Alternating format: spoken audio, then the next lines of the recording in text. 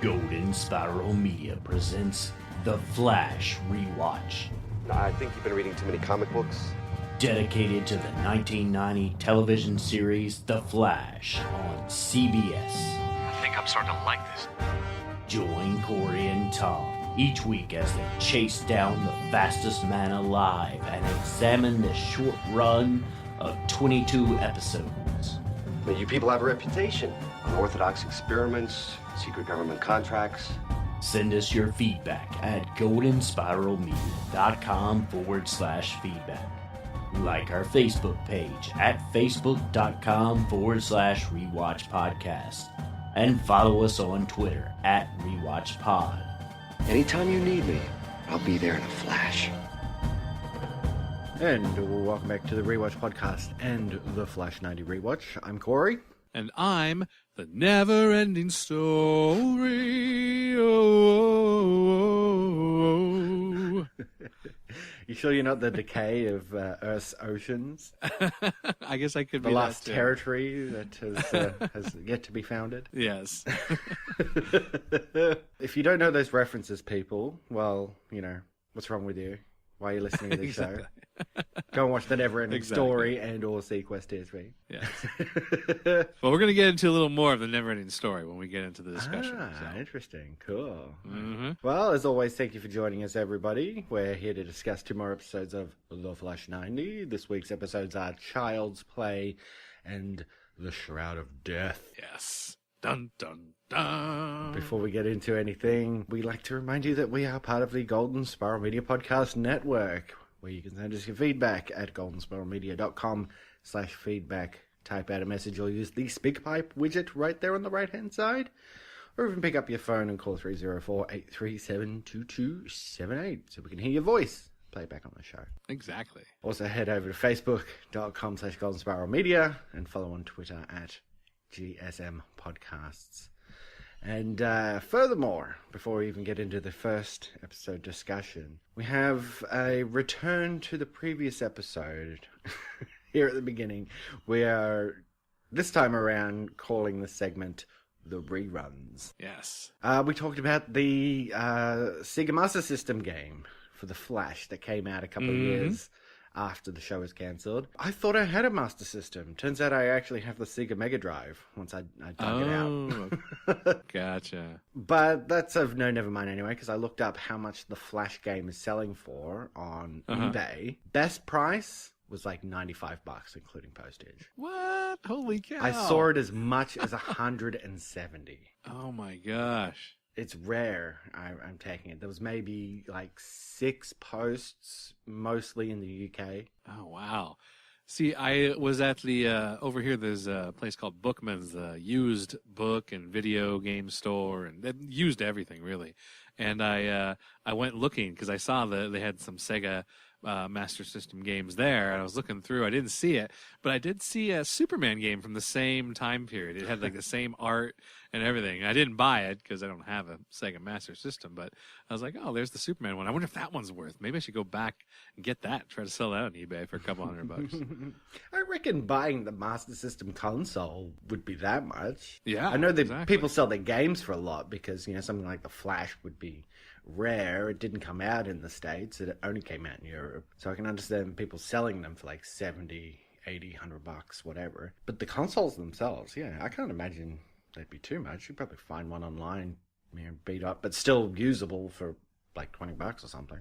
Well, there's a company out there, I think it's called Hyperkin, and they actually have made a device. It's a new console that plays the old console games. Ah. So, yeah, I have one that plays old NES games. Now, this is like the first one they came out with, and it's really old, and it's actually kind of broken, but if you jam in the cartridge just right, it still works. But they've come out with many different versions of it, and they have ones that play NES, Super NES, Game Boy, some of the Sega systems. I don't know which, if it covers the Master System or just another one. I'm not sure, but I know Sega is definitely one of the ones that they do cover. So you could always get a Hyperkin drive or Hyperkin console. They're well worth it. They're fun because you can go back and if you have your old cartridges, you can play them. You know. I wonder if they would make something that works like a universal gaming console that just has like all the inputs for like.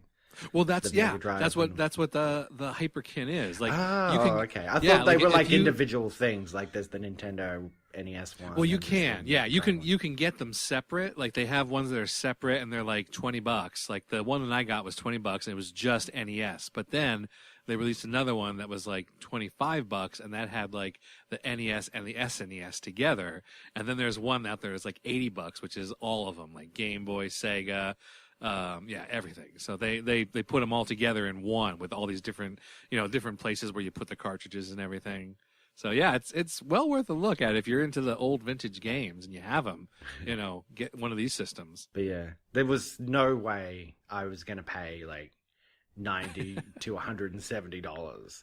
Come on, for the good of the podcast. For the good of the podcast. Are you not dedicated? Come on. No. If anybody out there is listening and they don't want their copy of the Flashmaster System game, and like I'll pay for the postage, like hit me up on the Facebook page. But no, I'm not paying that much for a copy of that game. I saw the gameplay on YouTube. It doesn't look that fun. All right, and then one more rerun. I just wanted to call out the Fastest Man Alive blog that we've been talking about the last couple times. I had written to the guy who was in charge of it, and like I said, there hasn't been a post there since like 2010. And I just wanted to, let him know that we were using his synopsis, and we were doing, a lot of the stuff he has on there is really informative. So I wanted to let him know, and he actually got back in touch, and I was like, oh, this is awesome. Brian Dixon was the guy's name, and he was very nice and glad that his site was still being used for stuff out there. So just a shout out to him there over at the fastestmanalive.blogspot.com. Thanks, Brian. Very cool. Yes. All right, well, let's get into the first episode discussion today. The episode is Child's Play, written by Stephen Hatman and Gail Morgan Hickman, and directed by Danny Bilson. And this originally aired on November 15th of 1990. He's Terry Cohen, age 13. He ran away from a foster home in St. Louis 9 months ago. He's got a history of running away, surviving on petty theft. A kid like that living on the street for 9 months? Mm-hmm. What's the procedure from here, Carl? Well, if he's drug-free, and if his foster parents want him, and if we can convince the St. Louis authorities to pick up the tab, he'll be sent back. The paperwork will take a week. Till then, he'll be locked up. Like hell. Take those scarves off. Yeah, sure. Sorry. I'll get right on it, huh?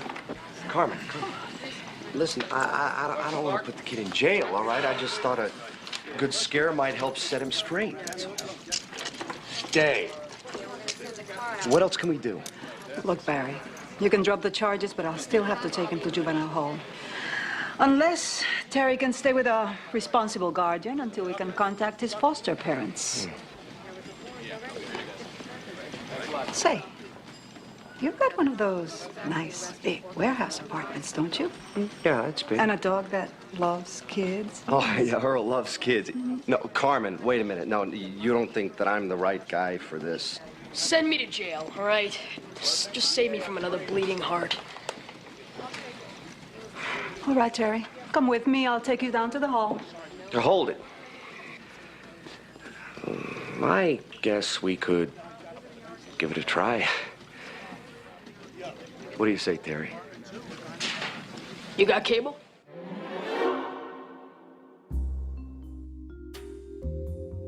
Barry Allen finds himself playing caretaker to homeless kids Terry Cohen and his sister Corey, the former of which is a juvenile delinquent in possession of research that prompted the assassination of a respected local journalist. Desperate to cover up those files is Beauregard Lesko, a hippie radical who faked his own death in 1969 and is now preparing to unleash Blue Paradise, a hallucinogenic drug so addictive it could enslave all of Central City. Lesko sends his assistant Pepper, who saw Terry steal a disc from the journalist, to try and kidnap him to retrieve the information he has, but she fails. Meanwhile, Barry investigates the death of the journalist, and once Terry reveals what he stole from the journalist, a journal of his notes helps him realize that Lesko is actually alive. He tracks down Lesko and confronts him, but a dose of Blue Paradise knocks the Flash for a loop. He gets to his senses and heads back to Lesko for round 2, subduing him and his gang with super loud and super fast guitar riffs. Well, she's all conked out. You know, Alan, you're all out of potato chips and stuff. I wonder why. Listen, Terry, I've been talking to the cops down in Helltown, and it seems they're looking for a skateboard snatch and run artist. Could that be you? Yeah, well, way past my bedtime, huh? Yeah, whoa. Come on. Okay, what do you want me to do? Learn how to say will there be fries with that, please? Look, equal opportunity counts for zip when you're 13. Those kidnappers are drug dealers, all right? They didn't snatch you for no reason. Look, I've seen these crackheads and these needle freaks, all right? And they all end up like those two in jail. I've got Corey to take care of, all right? Who else is gonna protect her? You? No, I'm just trying to find out who you've got messed up with and why. Now, what have you lifted lately? Terry! Nothing. A doll. A knapsack. Oh, a knapsack, okay. Now, from where? From whom? Some car out in front of the Daily News building. The Daily News building? What kind of car? I don't know. It was a red car, okay? When was this, huh?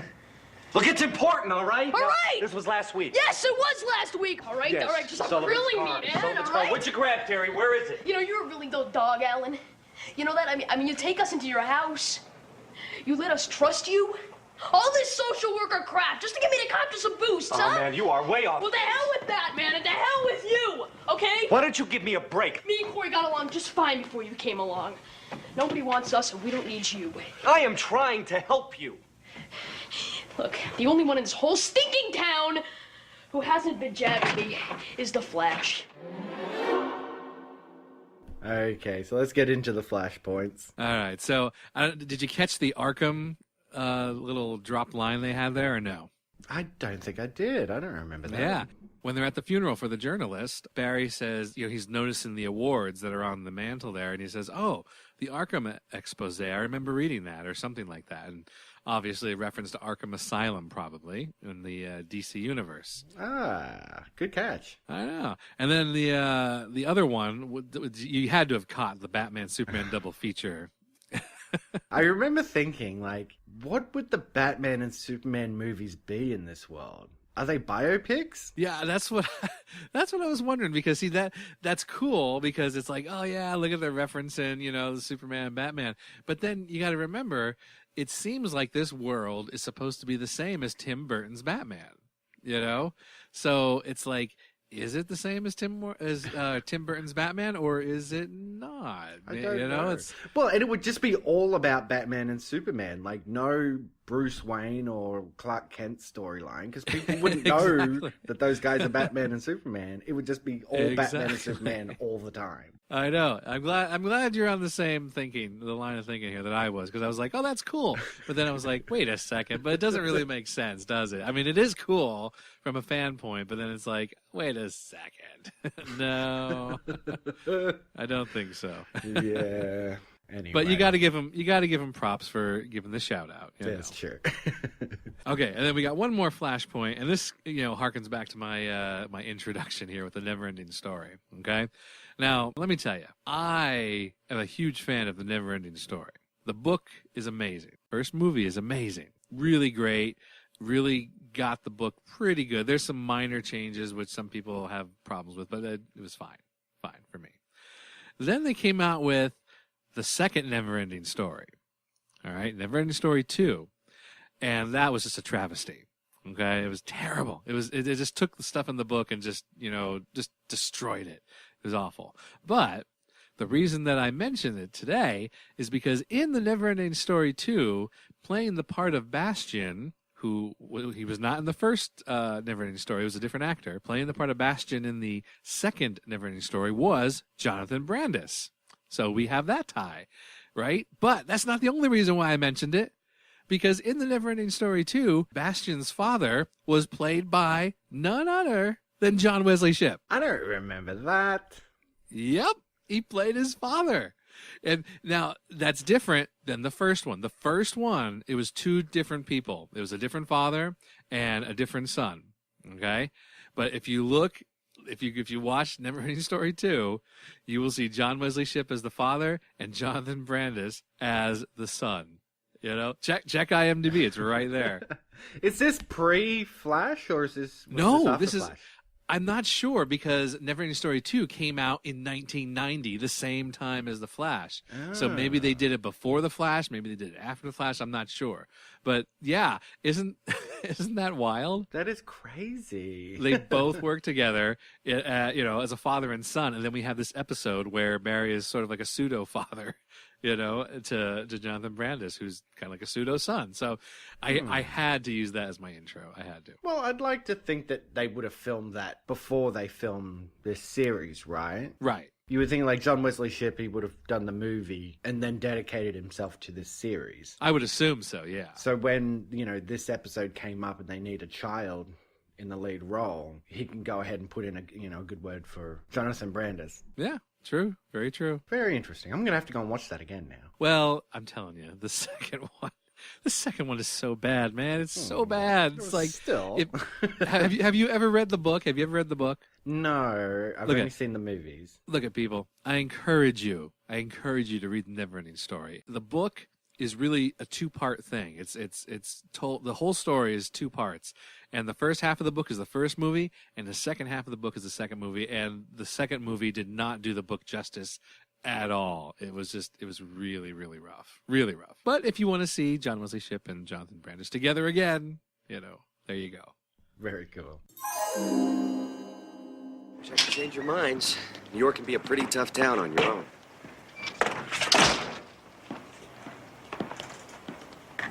So, you want me to drive you to the bus station? I mean, you got a long ride to New York as it is. No, I think we'll walk. Listen, thanks for everything. We'll send you a postcard. All right. Here you go. Bye, Daddy. So long, sweetheart. Come on, Corey, let's get out of here. Hey, wait. Joan came here to see you, all right? Joan, you coming to New York with me and Terry? I don't think so. But I might have a better idea. How would the both of you like to come and live with me?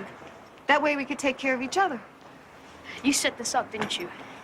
Well, Come on, Corey, let's get out of here. Terry! All right, let's do one fine, all right? I'm going to New York.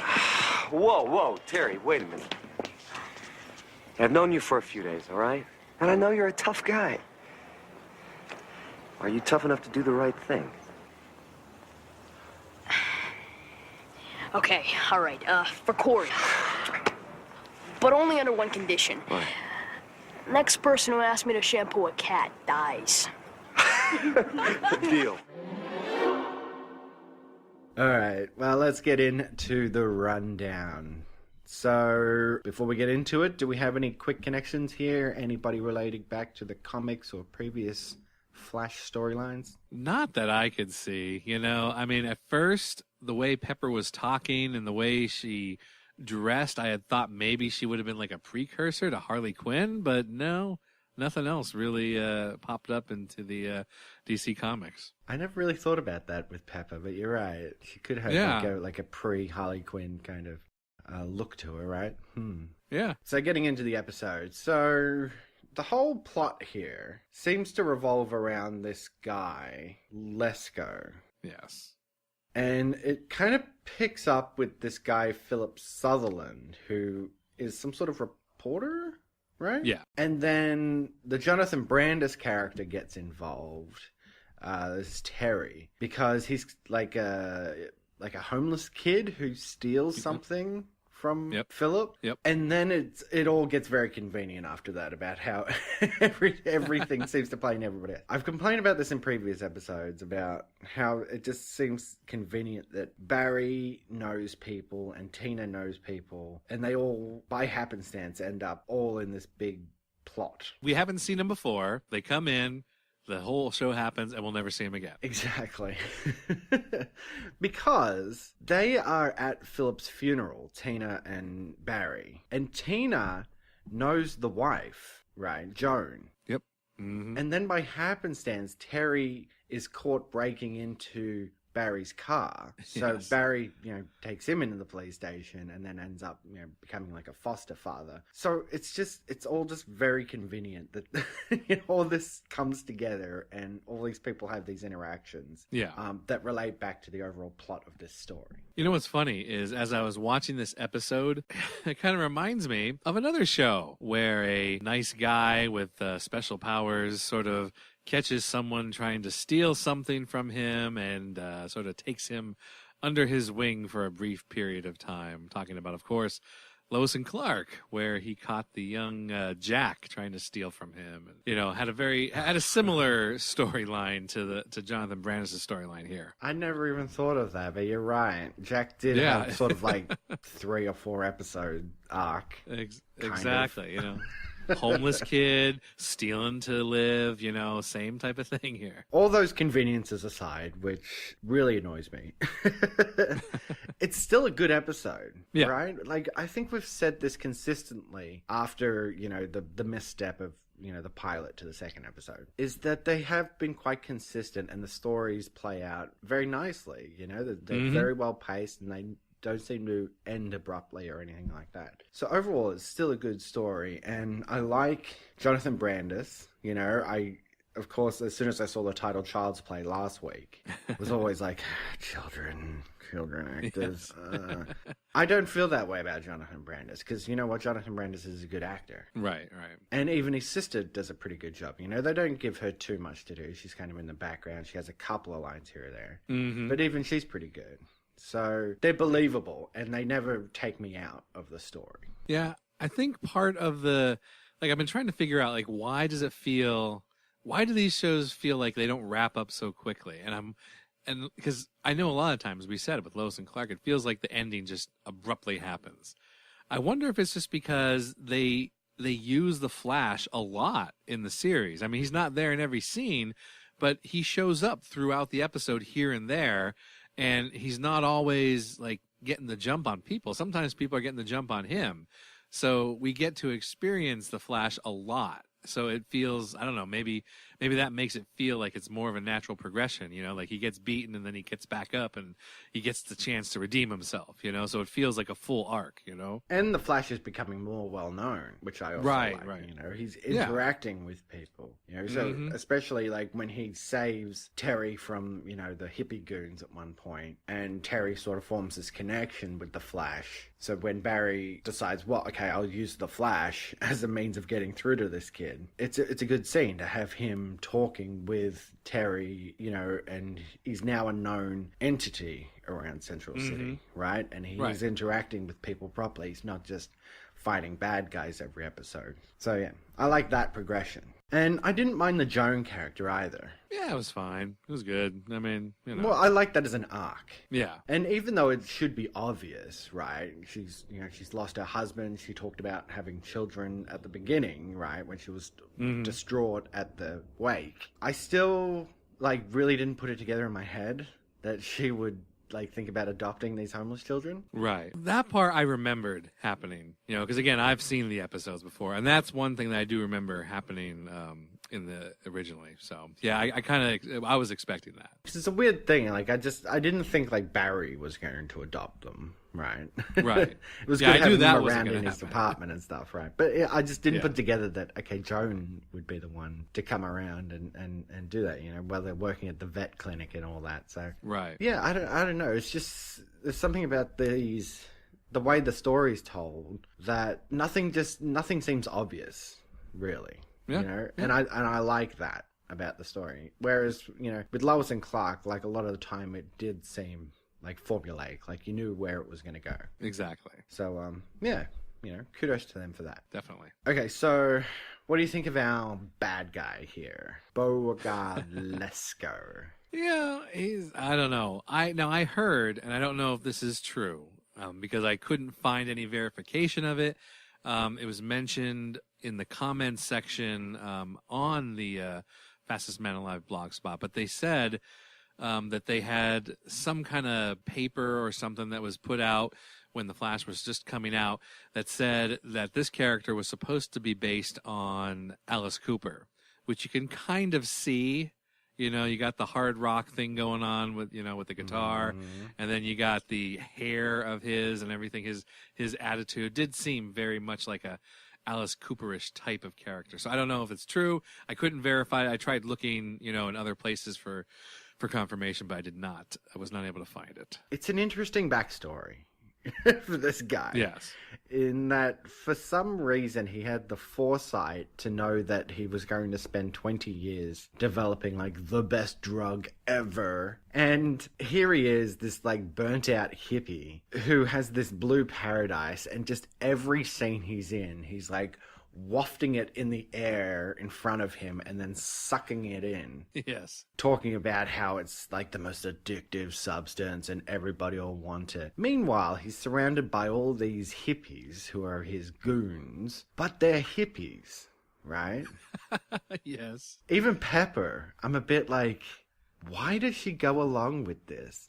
She's a hippie. Hippies are all about free love and peace. Yeah, peace, yep. So, although a couple of times when he's like, kill those kids, and she's a little bit like apprehensive, she goes ahead with it anyway. So, it's a very odd bad guy. I don't know who came up with this idea, but it's just bizarre. It doesn't quite fit. Of course, it's going to escalate to the point where he's just going to dose everybody in the city. And that's, you know, that's how... It's almost like that was an afterthought for this one, right? Mm-hmm. Like, okay, we got this drug dealer and drugs are bad and stuff, and they're calling it Blue Paradise, so it's not like real world, like heroin or cocaine or something like that, you know? It's a little bit jokey. But they're like, do they want to have the Flash take down just a drug dealer? Right. They have to, like, escalate it to the point where he's going to dose everybody against their will.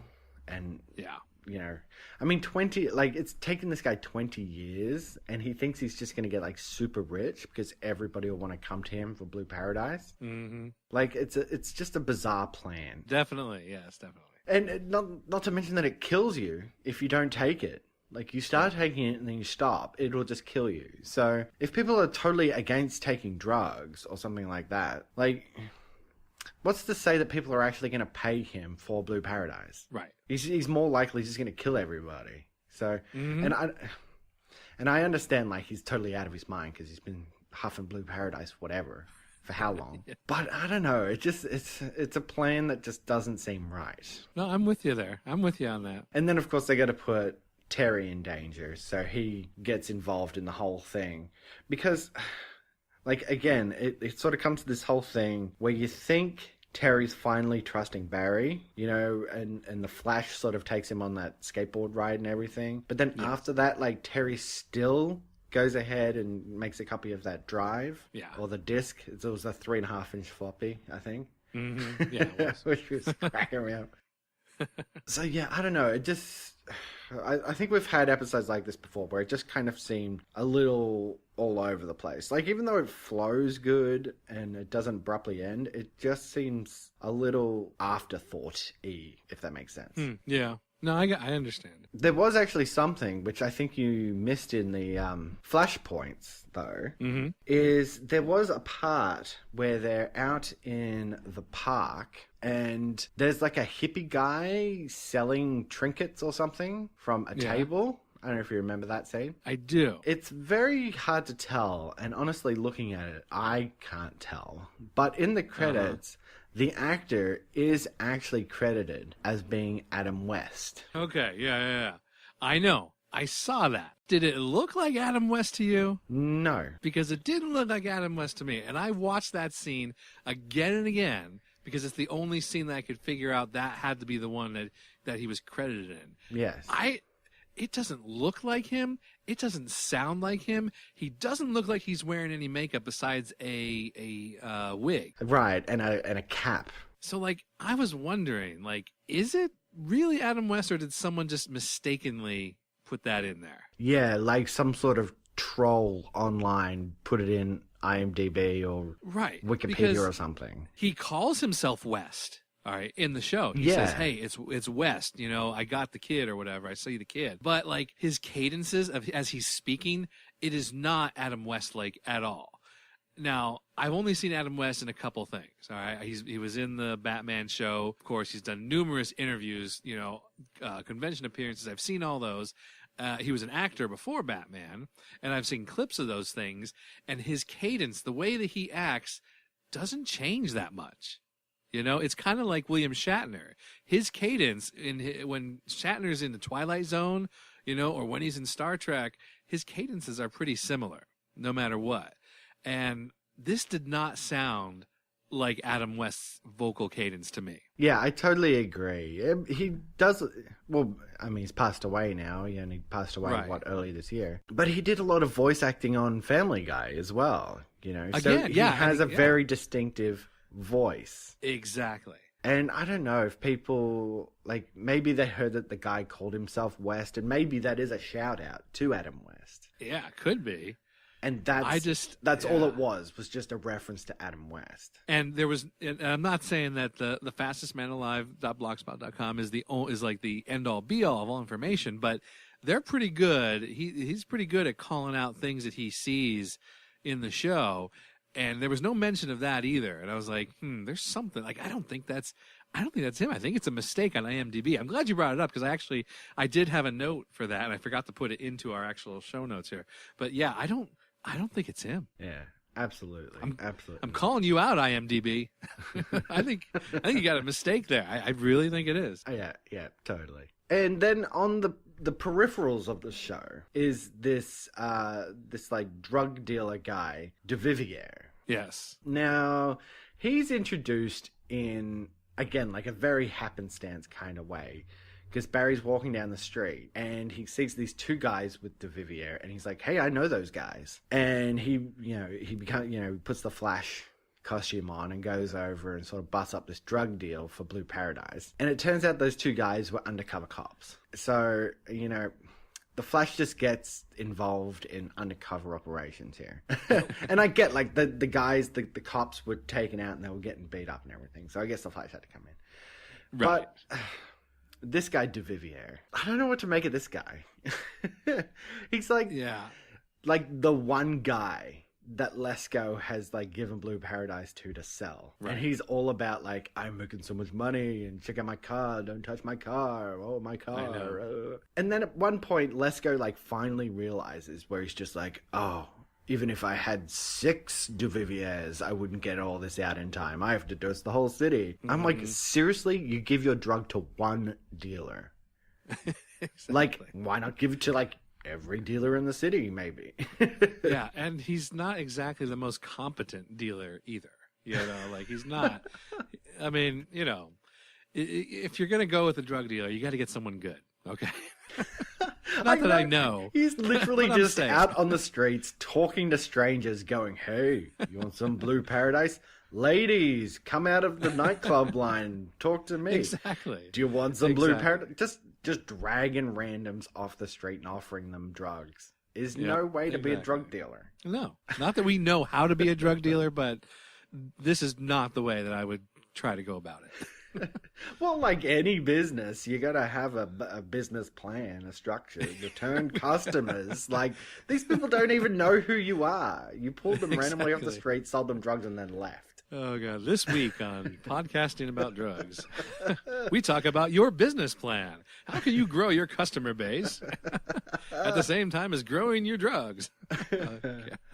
Hilarious. I did recognize one of those undercover cops, though, a Succo. It's Mark DeCasco. Okay. He is the guy who hosts Iron Chef America. Oh, well, that's cool. If you remember that show. He claims to be the nephew of the, what do they call him? The commissioner or something of the original Iron Chef Japan. Oh, okay.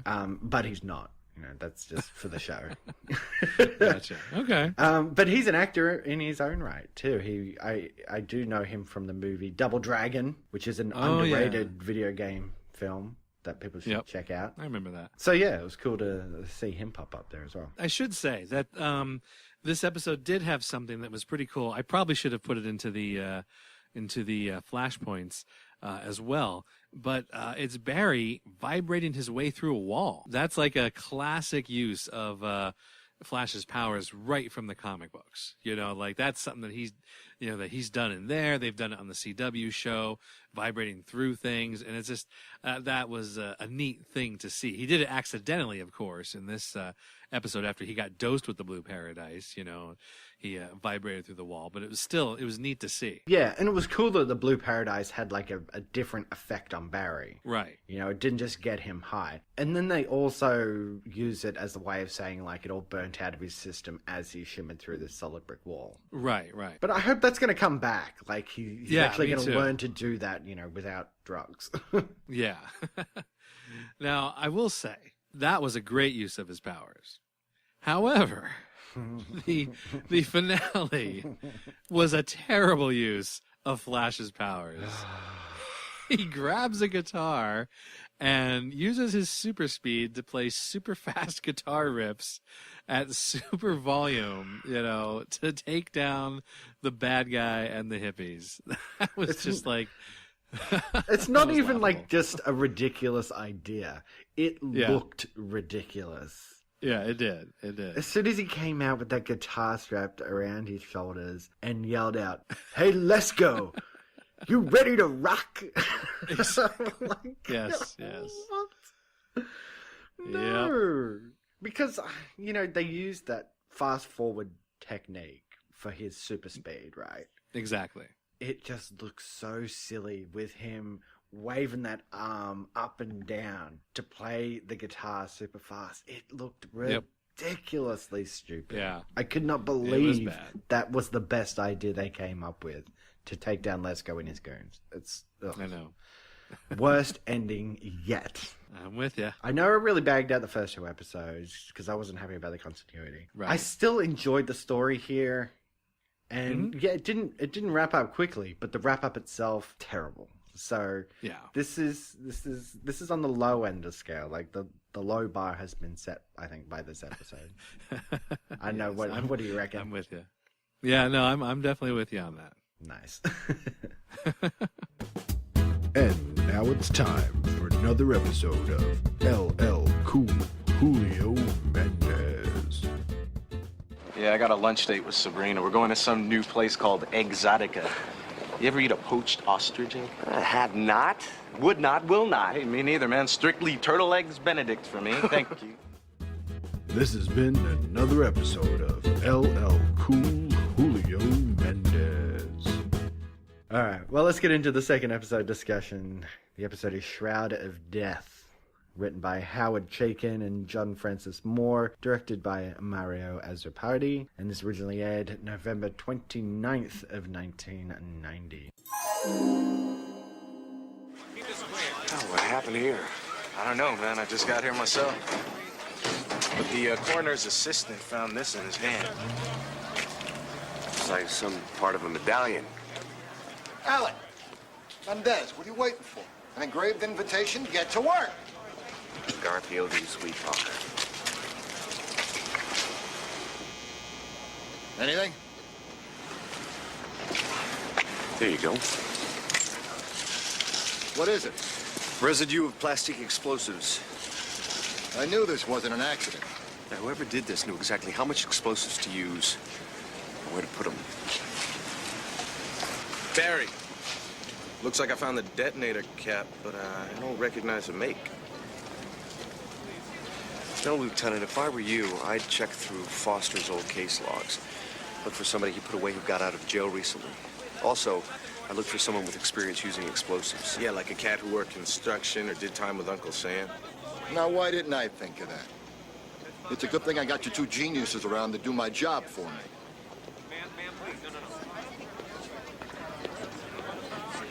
Hey, what's this? It's like an engagement ring. Marriage? Anyone we know, sir? Well, look, there's an M inscribed in it. Margaret? Mary. Maybell. Mavis. You 2 guys are cute. Thank you, sir. You're sure you're really ready for this? I mean, it's an awfully big step, sir. You've only been dating for 3 years. You hardly know the girl. Why don't you 2 clowns go back to the lab and blow yourselves up? So you think he'll really pop the question? Oh, I think he's just gonna pop.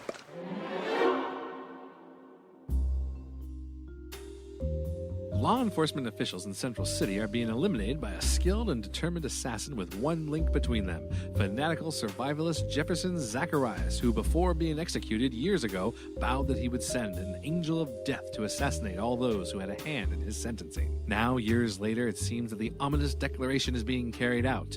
Eventually, it's revealed that Lieutenant Garfield was the arresting officer in the case and is next on the list for assassination. During all of this, Tina is entertaining a job offer at a prestigious research company across the country, while Julio accidentally catches Barry using his speed to perform mundane tasks all around the lab. Later, Garfield, having learned that Zacharias has a daughter, Angel, who is the likely suspect in the assassinations, goes on a death hunt of his own, angry after Angel shot his fiancée Mavis instead of him by mistake.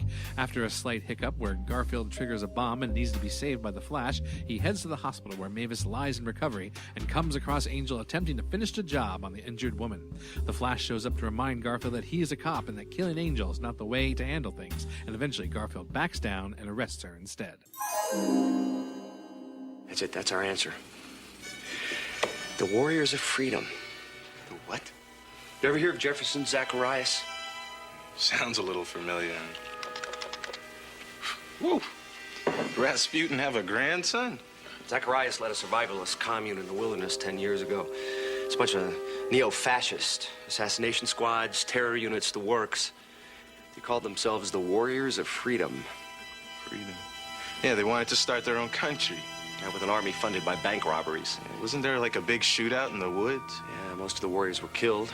Zacharias was arrested, but not before he blew away a few cops. I remember there was a big trial.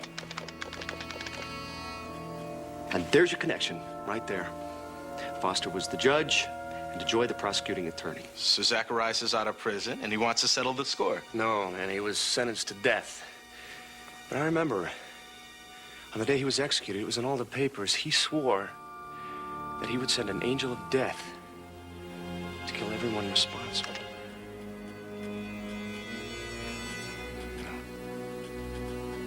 Oh, my God. Where would Garfield be? He's off duty, right? He's probably at the diner with Mavis. Call the duty sergeant, have him send the car over now. Alright, so we have no flashpoints for this one? Yeah, I couldn't really find anything that really stood out as a flashpoint for me for this episode. You know, like, I mean, nothing, I mean, like, we're going to talk about, I mean, I guess the nice thing is that they're giving Garfield a little something to do. You know, it's like he's not just a secondary character, you know, it's like they bring him to the forefront. But other than that, there was nothing that I found, you know, that was like, oh, that's something to talk about, you know?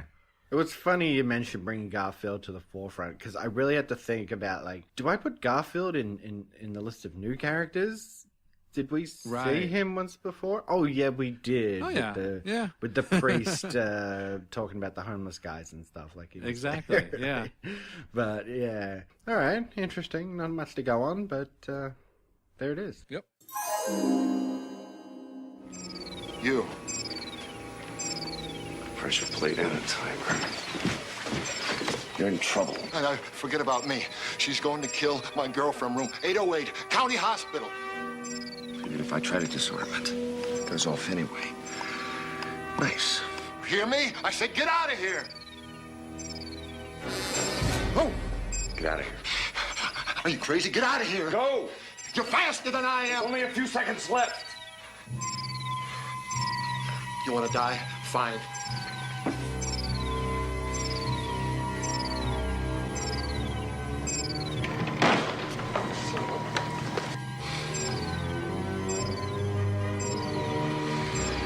This is gonna be close.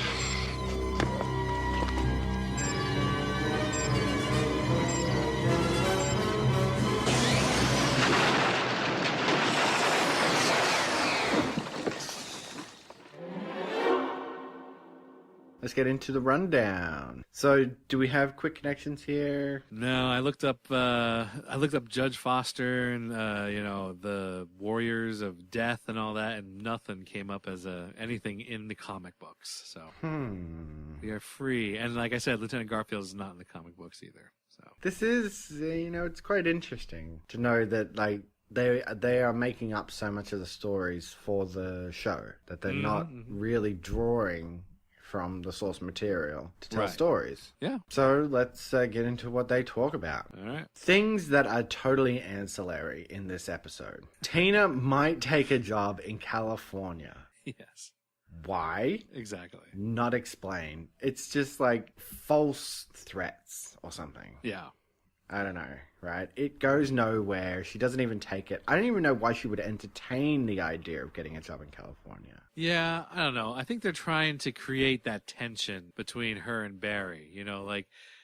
Like obviously they're having them go out together for nice dinners, and they attend special events together. As you might do with a significant other.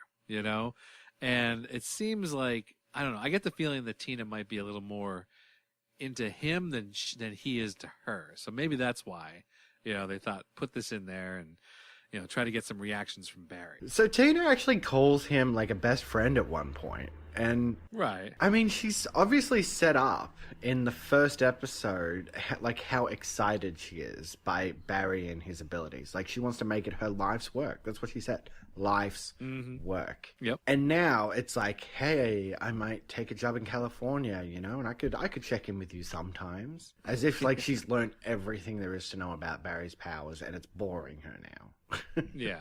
It was a weird idea, and it just, I never felt any stakes behind her taking a job in California, because honestly, I knew that she wasn't going to do it. Well, exactly. Yeah, I knew she wasn't going to leave. I just, I think that they're trying to just they're trying to bring them closer together, trying to have the character of Barry maybe realize that he needs her more than he realizes. Like even at the end when he admits, that he would miss her or whatever, it's not because he has feelings for her or anything. It's just, he sort of like, walks around the real reason. He says, oh, because of this and this, But I think they're trying to get them together. They're trying to have that like that Lois and Clark thing in the first season, will they, won't they? That's kind of what they want here, but it's too forced. Yeah, well, and they don't really even do anything in this episode to forward that idea. It's just, hey, I was going to take a job in California. Hey, I'm not taking a job in California. Like, if it ended with them kissing or something. That would be it. Yeah. But at the end, it's just like, hey, I'm not going. And Barry's like, ha, cool. That's it. Cool, man. That's awesome. So get some pizza. So, yeah, I don't know. It felt weird. Felt shoehorned in. Well, as long as you're going on about this, why don't we go ahead and start with Julio? Let's just get that out of the way, and then we can get into the meat of the story. Okay, for the people at home who can't see, right? We have a document. Like we use Google Docs to share information with each other. Right. Under Julio, I have written in here, for sakes, in all caps with exclamation points. Oh, this was irritating, this episode. It so was. What do you reckon? Yeah, because it's so obvious, like he sees the super speed at work and it's still like, how can you not know? I mean, come on. As soon as he saw like Barry's hands like in the mirror, I'm like, that's it. That you've seen it now. Like with your own two eyes, you've seen it. And you had to know something was up because he actually purposefully sneaks a peek in the mirror. Yeah. Right? As if to say, like, I'm going to catch him now. Like, I knew something was going on. I'm going to use this mirror to actually catch you in the act. And he does, and it still goes nowhere. Yes. And then at the end, when he finally confronts Barry, I don't even want to say it. Because it is just stupid that he's just about to tell Barry that he knows who he is. And then Barry does this super quick, like, hey, what's that? And then flashes out running up the street or something. And it's just like, hey, I guess the Flash is real.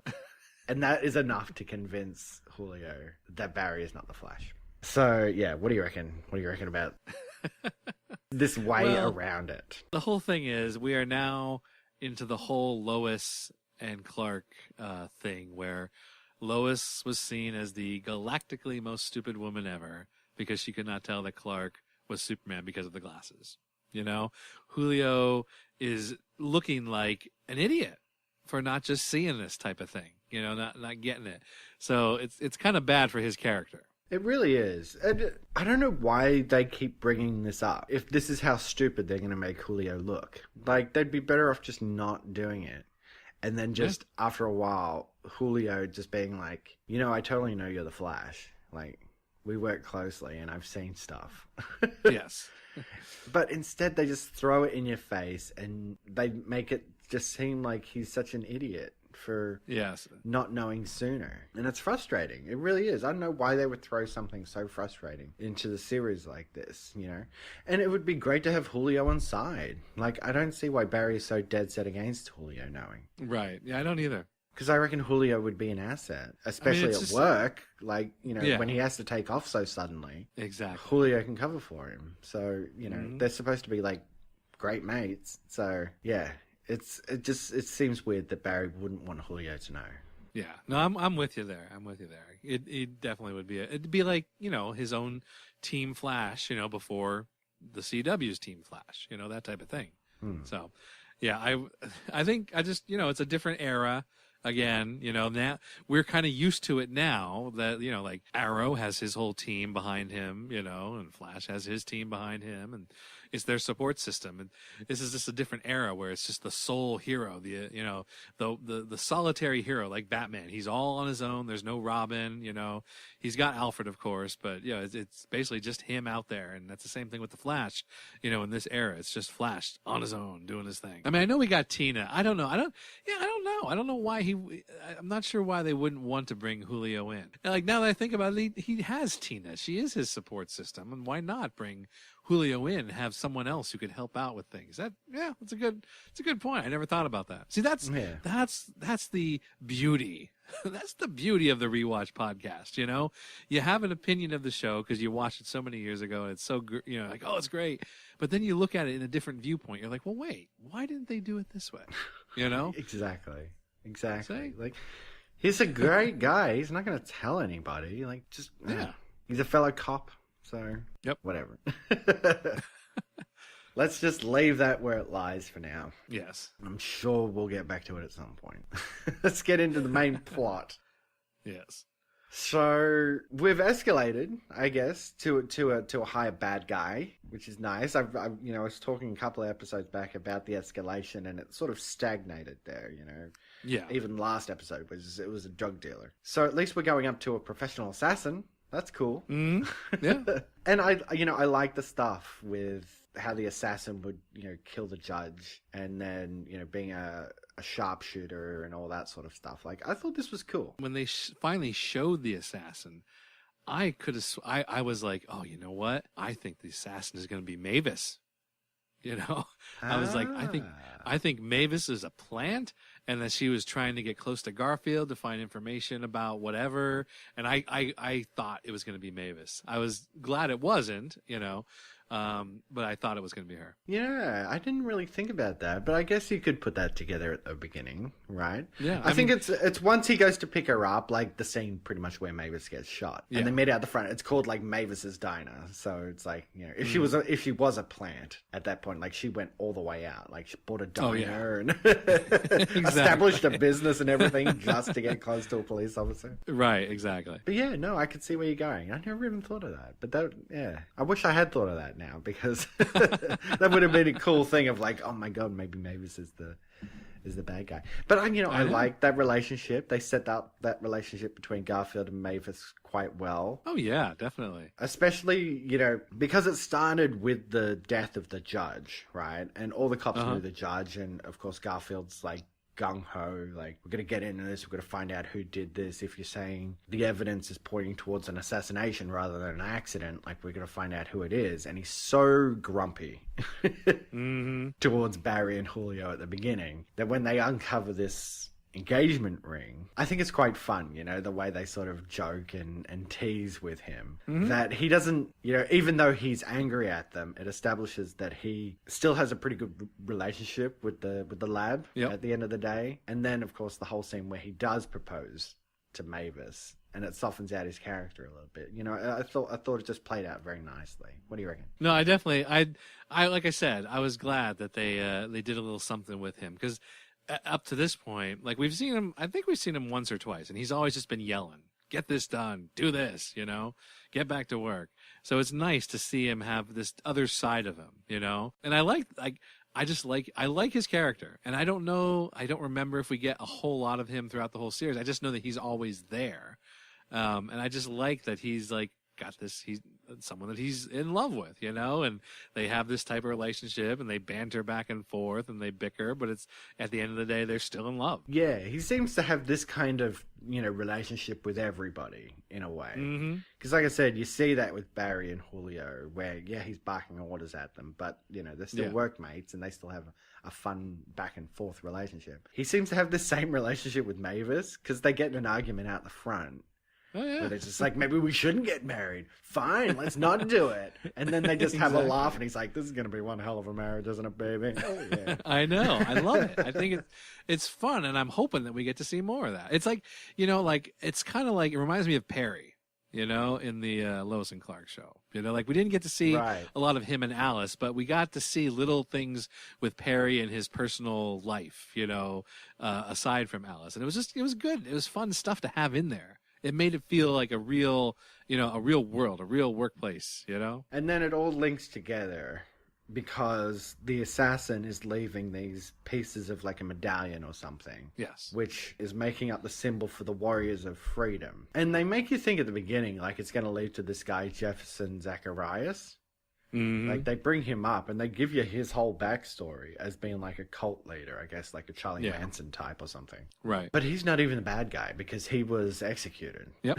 Like, immediately they're just like, no, it's not him. He was executed. They do drop this whole thing, though, because they're like, just before he was executed, he promised to send an avenging angel after them, right? Yep. And nobody put together that his daughter's name was Angel. Exactly.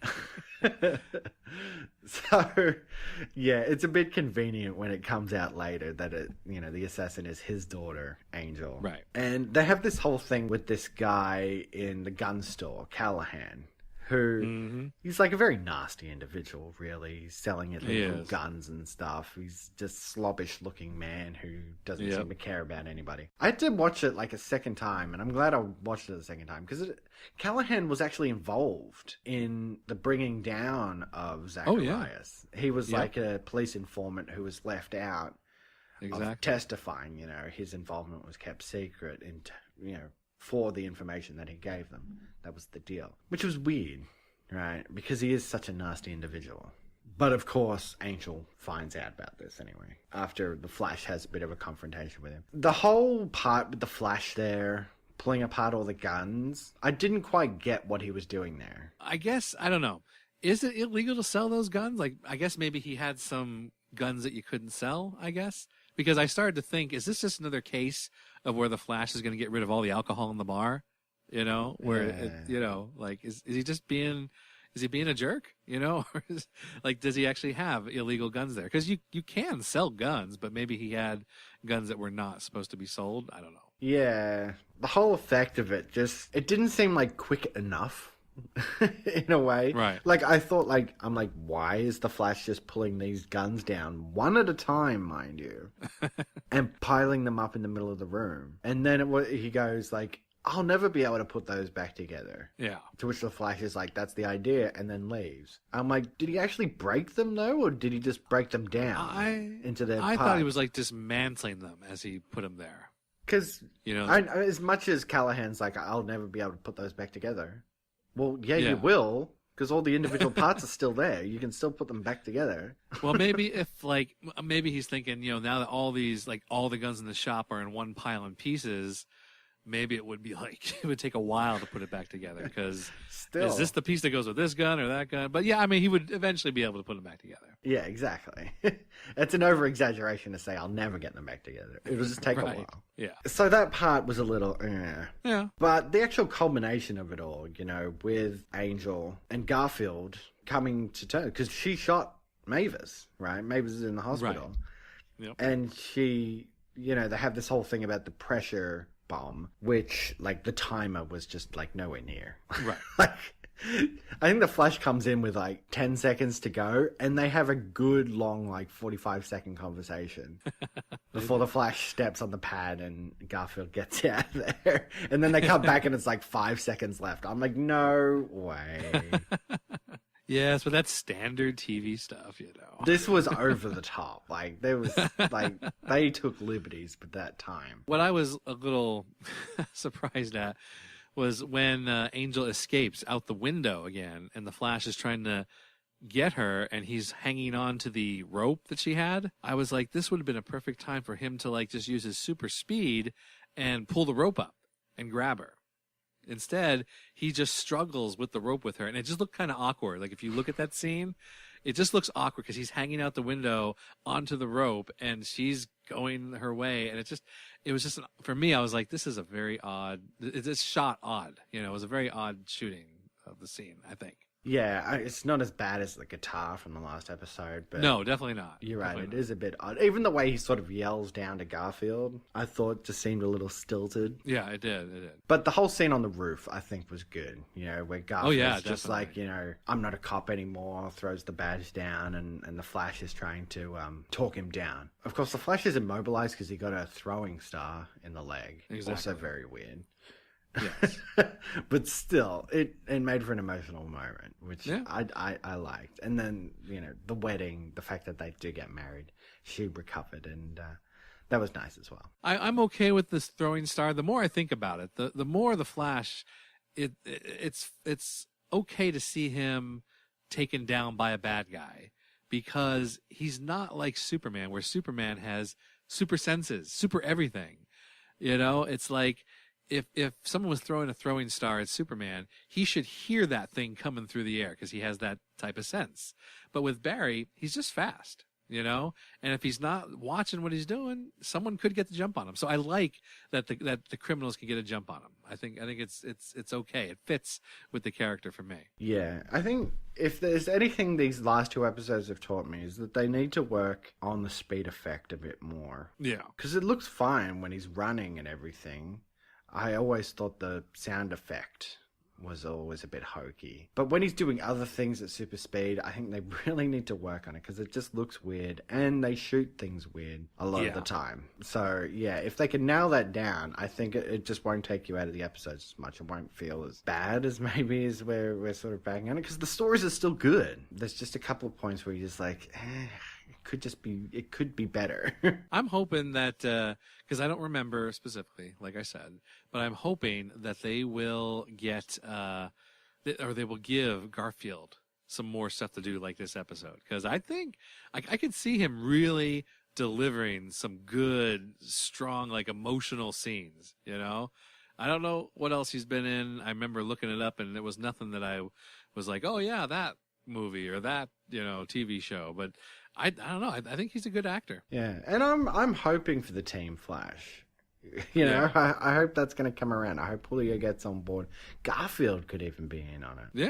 Yeah. Which would be interesting. So I hope they're going to build Team Flash, but I don't know. From what you're saying, this is still early days of Flash, and maybe that might not happen, and it will just continue to be Barry along with Tina in the background. So I mean, as far as I know, in this point, this is the 90s, and in the comic books, I'm trying to think when even Batman started to rely on Batgirl.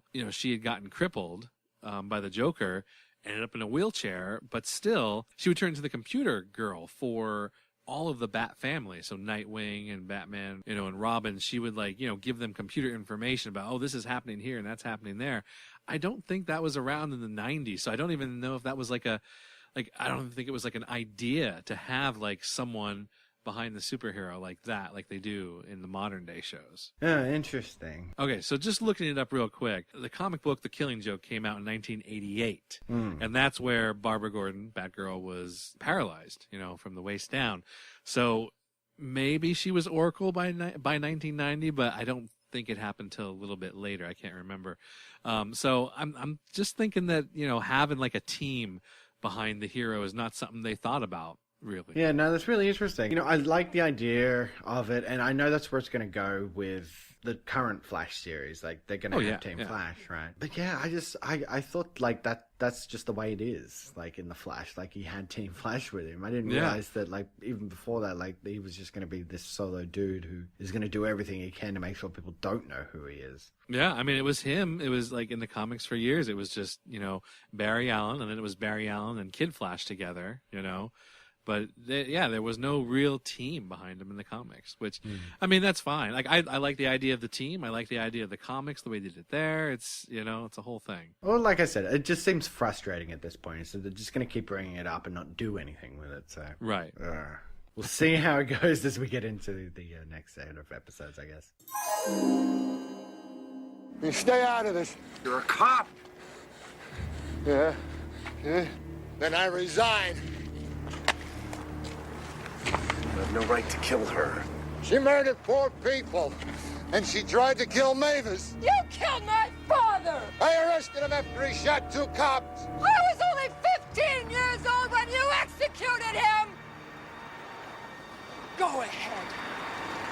Kill me! I'm dead inside anyhow! Look at her. She's eaten up by hatred. Is that what you want to become?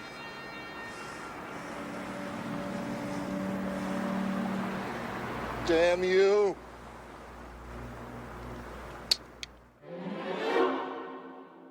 All right, next week's episodes are Ghost in the Machine and Sight Unseen. Yeah, this is like a little unintentional rhyming there. Oh, yeah. Ghost in the Machine and Sight Unseen. All right, now I think, I'm not positive, but I think Ghost in the Machine has to do with a villain called the Ghost and another crime fighter from the past of Central City. I think. I'm trying to remember, and I think that's how it goes. There's another crime fighter from the past that reappears, and they fight a villain called the Ghost. I think. I'm not positive, but that's what I have a hazy memory of this, so that's what I'm going with for that. Honestly, as soon as I heard Machine, I was thinking about when like Superman fought that robot woman in like the 3rd or 4th Christopher Reeve movie. I think it was the one with Richard Pryor, right, where he fights the robot lady. Yeah. And I was really hoping that wasn't going to be it. I don't want to really see the Flash fight a robot. No, I don't think that's it. And then Sight Unseen, I'm wondering if we're going to get a Barry who's blinded temporarily, maybe? I think that was the same prediction you gave for that double vision one, right? Was it really? Oh my God, it was. Blind Barry for some reason. For some reason, I want the Flash to be blinded. I'm sorry. Yes. I don't know. I guess that is the same prediction I gave. It's all well and good to run fast, but if you can't see where you're going. Exactly. See, that's my point. It causes a problem. I don't know. You have any idea what it might be? Yeah, no, honestly, I thought the same thing. I'm like, he has to be blind or something. See, there you go. Well, anyway, whatever it is, we'll find out next week, because that is it for this episode of the Rewatch Podcast. Head over to goldenspiralmedia.com/Apple for more great podcasts from Golden Spiral Media. Don't forget to join us on Facebook at facebook.com/Rewatch Podcast and over on Twitter at Rewatch Pod. And don't forget, your rate and reviews are always appreciated on your podcast app of choice. Indeed. Well, as always, thank you for joining me, Tom. Yep. And I will just say until next time, I like a mouse with an attitude. We gotta run. Golden Spiral Media and the Rewatch Podcast are not associated with Pet Fly Productions, Warner Brothers Television, or Warner Brothers Television Distribution. Come on, let's go down to Burger World so I can get some to eat. The use of any and all copyrighted material is solely for parody. news, analysis, critique, or educational purposes, as provided in United States Codes Title 17, aka Fair Use. I don't believe you! You're still worried about your experiment, about your life's work? Music provided by Kevin MacLeod at Incompetech.com. If all else fails, we can always go to Vegas.